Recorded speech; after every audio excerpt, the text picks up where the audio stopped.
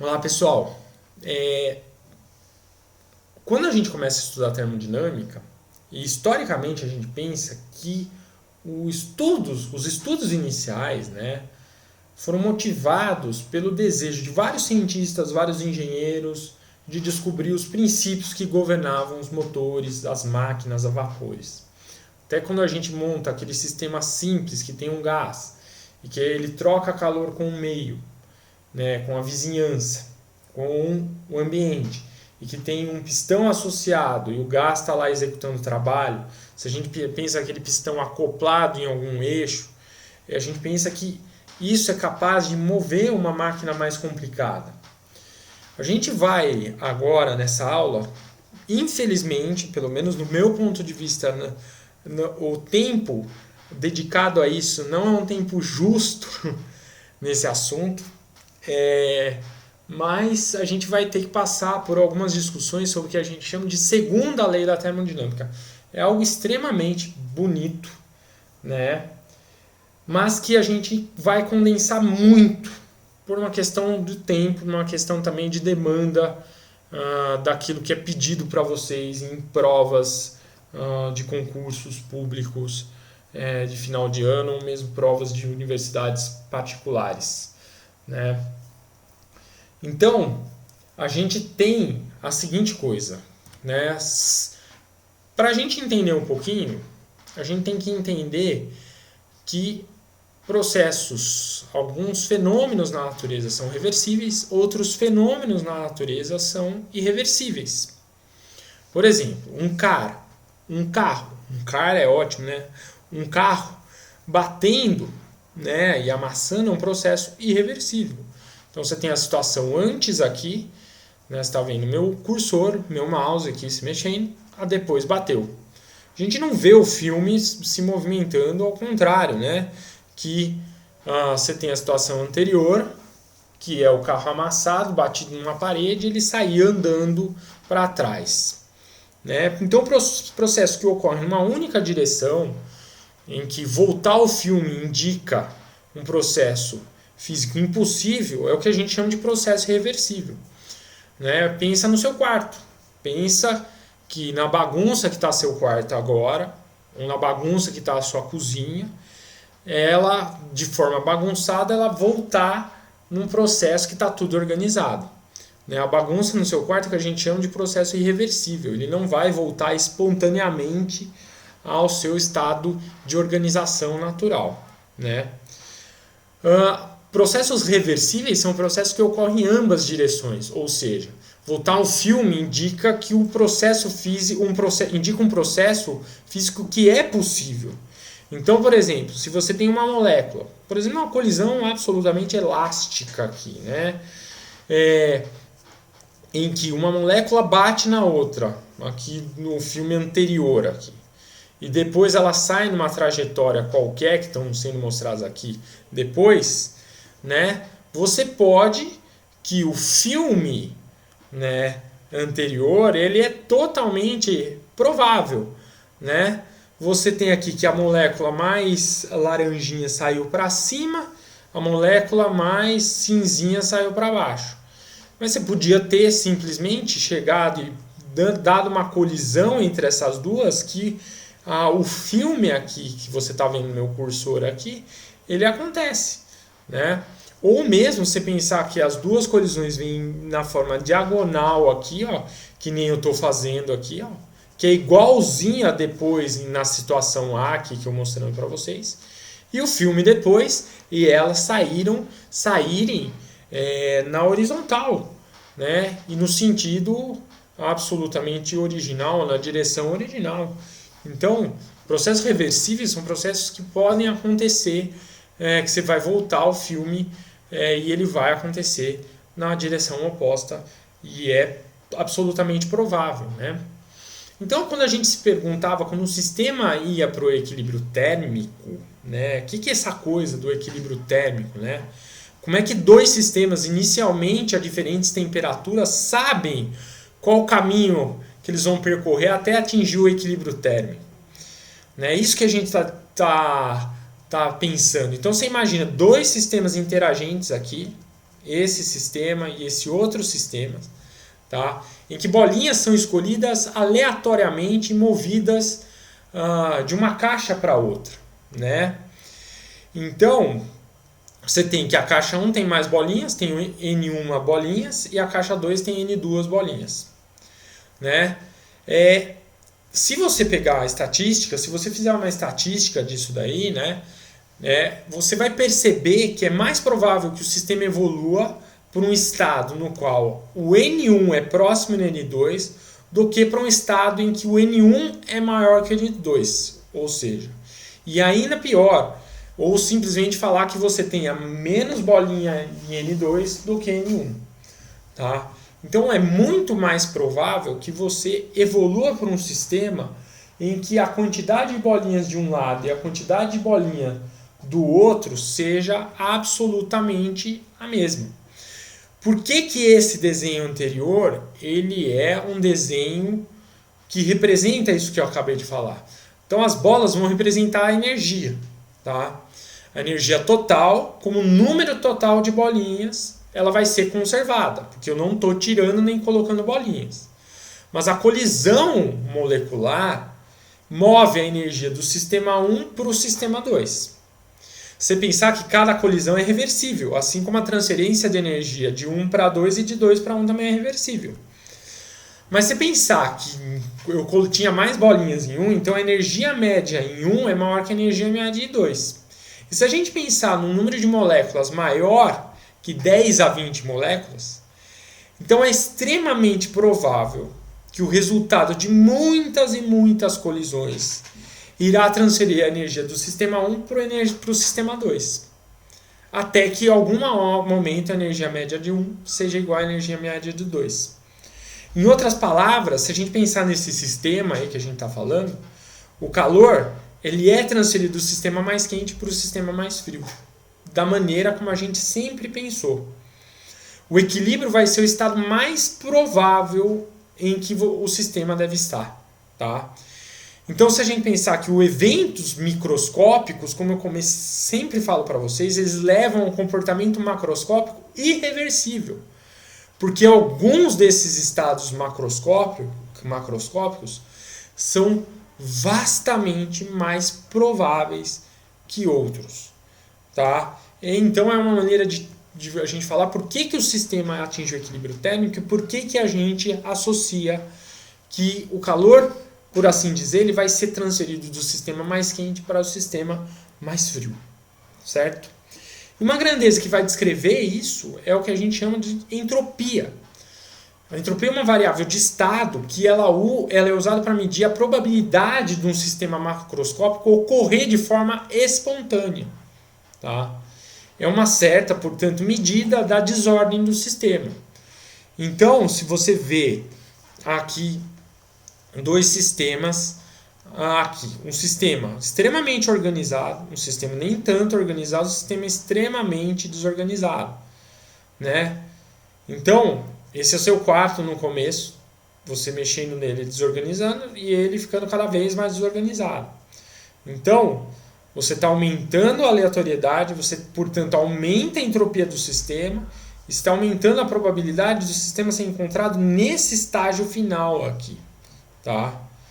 Aumentar a ordem, decrescer a entropia, isso decresce a probabilidade, diminui a probabilidade, certo? Então a entropia é uma grandeza que vai ser usada para medir a probabilidade de um estado macroscópico ocorrer de forma espontânea. Então, se você pensar a entropia de um sistema isolado, ou de um grupo de sistemas isolados, ela nunca vai diminuir. A entropia ou aumenta até o sistema entrar no equilíbrio, ou se o sistema começar no equilíbrio, ela mantém-se a mesma. Ela mantém-se constante. De maneira informal, a gente fala que dois sistemas a diferentes temperaturas, eles interagem de forma que o calor ele é transferido espontaneamente do mais quente para o mais frio. E nunca ao contrário. Tá? Ou seja, nunca ao contrário. Ó.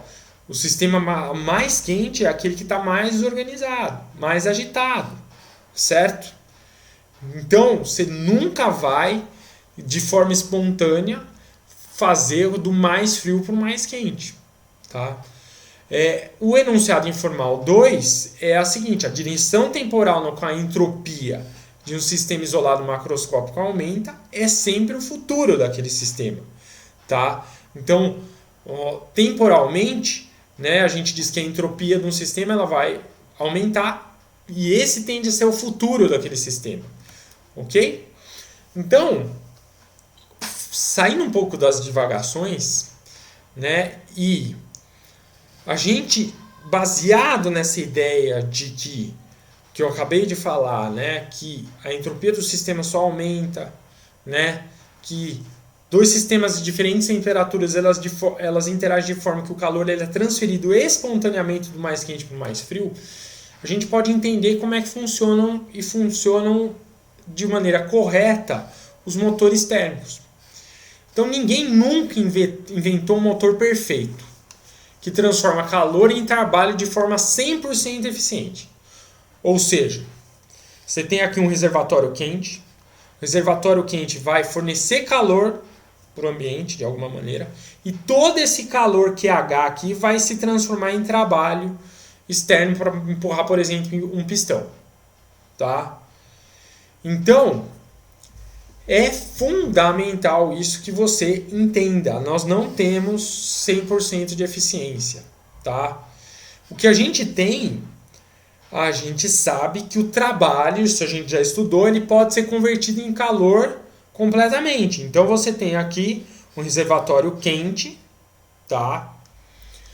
E a gente tem aqui um reservatório frio e a gente pode certamente usar um trabalho para transferir, para aquecer aqui, ó, para transferir energia, tá?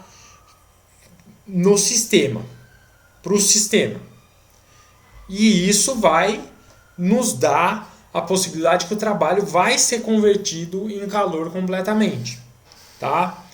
Então, juntando essas duas peças, né, é muito importante que você entenda que o motor térmico ele é um sistema com um ciclo fechado, que ele vai fazer o quê? Ele vai extrair calor, que a gente chama de QH, de um reservatório quente, tá? Ele vai pegar, realizar um certo trabalho, beleza? Tá? E aí uma parte, tá, vai ser expelida, vai ser transferida de calor para o reservatório frio.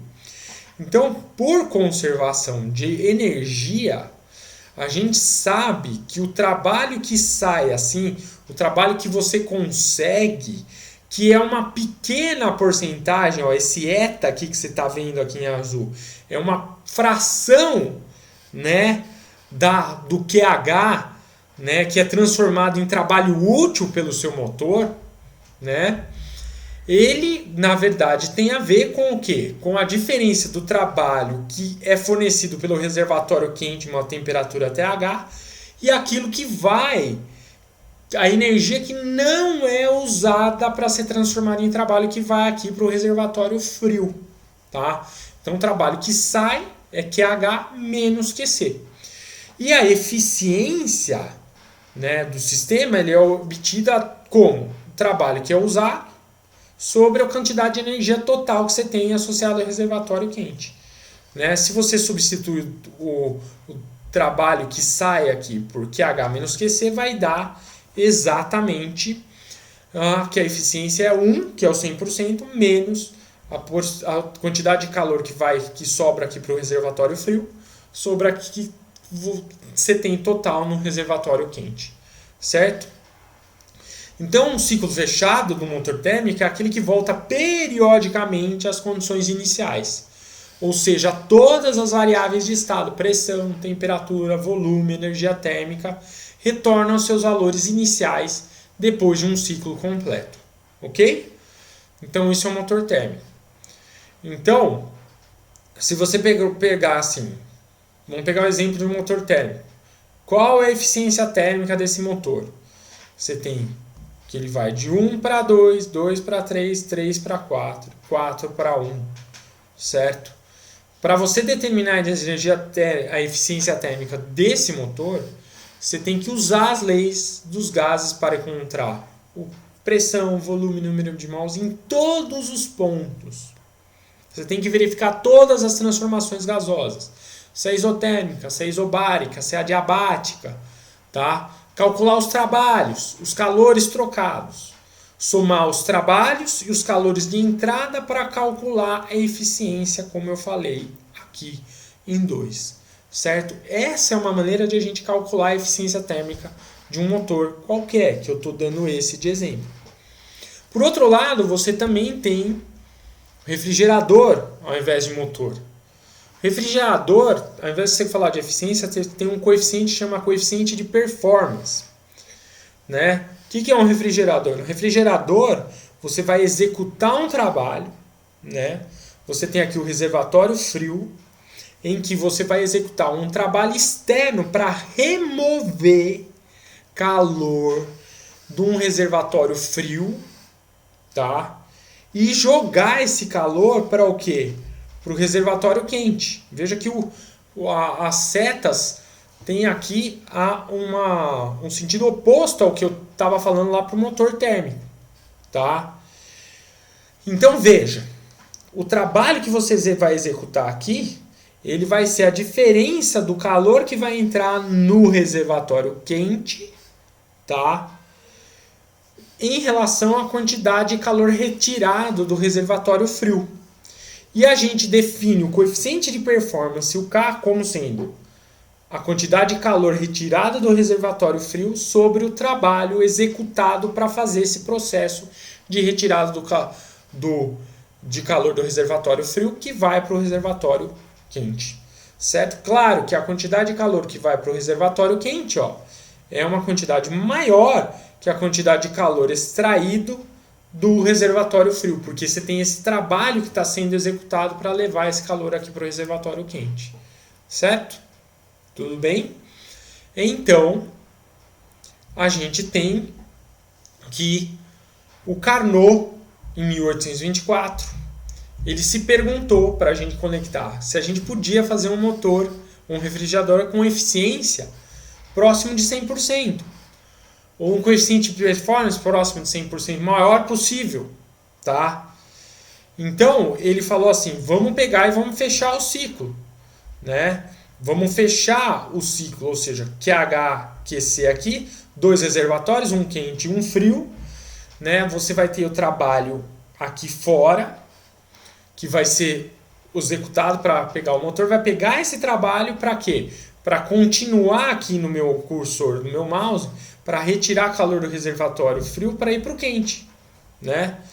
Se nós temos um motor perfeitamente reversível, para operar perfeitamente, ele vai ser perfeitamente reversível, no refrigerador.